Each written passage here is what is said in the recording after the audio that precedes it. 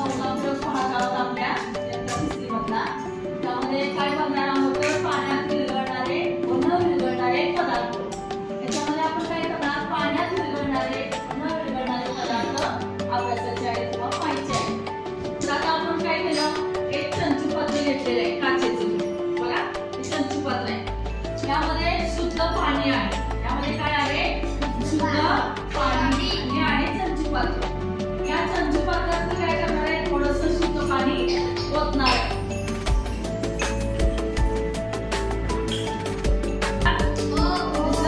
Okay.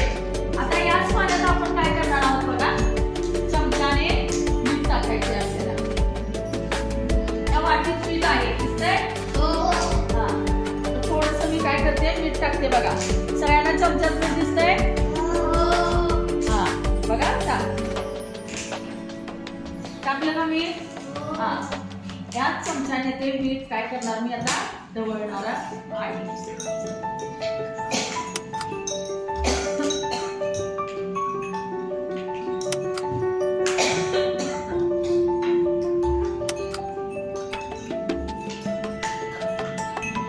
माझ्या हातावर घेतला तो मी काय करणार आहे जिभेवर टाकला.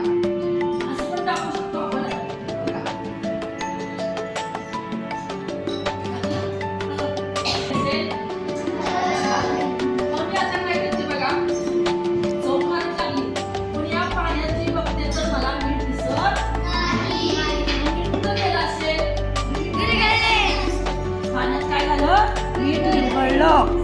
पाण्यात मीठ विरघळलं आणि चव मात्र खारट लागलेली आहे. म्हणजे याचा अर्थ काय झाला पाण्यात काहीतरी पदार्थ विरघळतात. पाण्यात कोणतेही पदार्थ विरघळत नाही.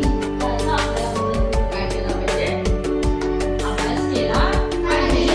म्हणून मग आपण काय केले त्यासाठी साखर घेतलेली आहे तिखट घेतलेला आहे. दिसतंय सगळ्यांना. माती आहे हळद आहे तेल आहे काय आहे आणि ही रांगोळीची आहे. तर हे पदार्थ आपण काय करणार त्या पाण्यात टाकायचे आणि ते विरघळतात का पाहिजे. प्रथम तुम्ही आता सर्वांनी पहिल्यांदा प्रयोग करून दाखवणार आहे मला मिठाचा. मग आपण हे पदार्थ पाहू. पाणी होता ग्लासमध्ये पाणी होता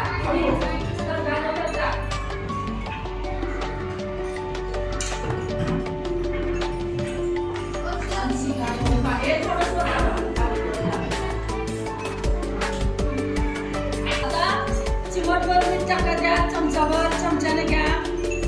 थोडं घ्या चमच्यावर चमच्याने हलवा. चौघी अशी कसं लागलं पाणी सांगा. खारट कसं लागलं खारट. पाण्याचं मीठ दाखव मला. पाण्याचं मीठ आहे का कुठे गेलं मीठ कुठे गेलं. पाण्याची चव कशी लागली पाण्याची चव कशी लागली.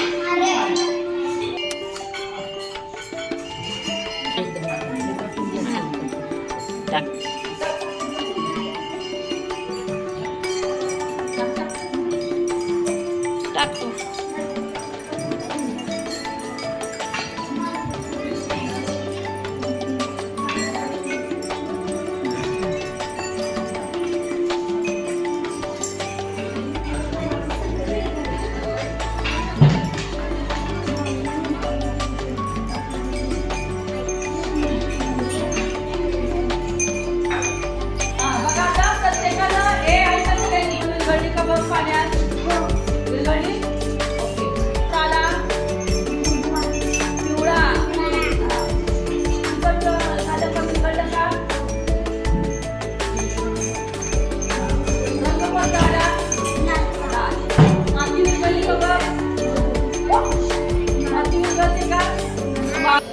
माती कुठे काय होतंय तेल तुझं वर तरंगतंय. हलवू नको तू. तेल काय होतंय वर तरंगतंय. साखर काय झाली विरघळली ना. पाणी कसं लागेल मला साखरेचं विरघळली नाही. हा आणि पाण्याची चव कशी लागली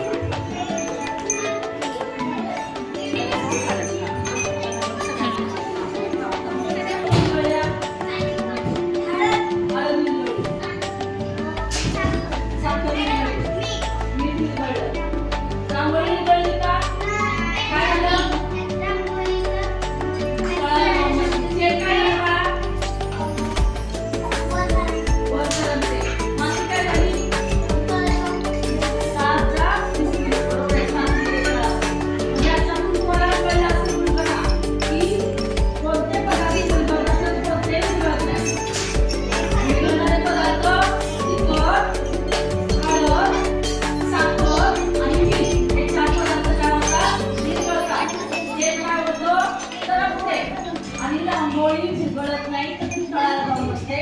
माती विरघळत नाही तळाला जाऊन बसते. हे आपल्याला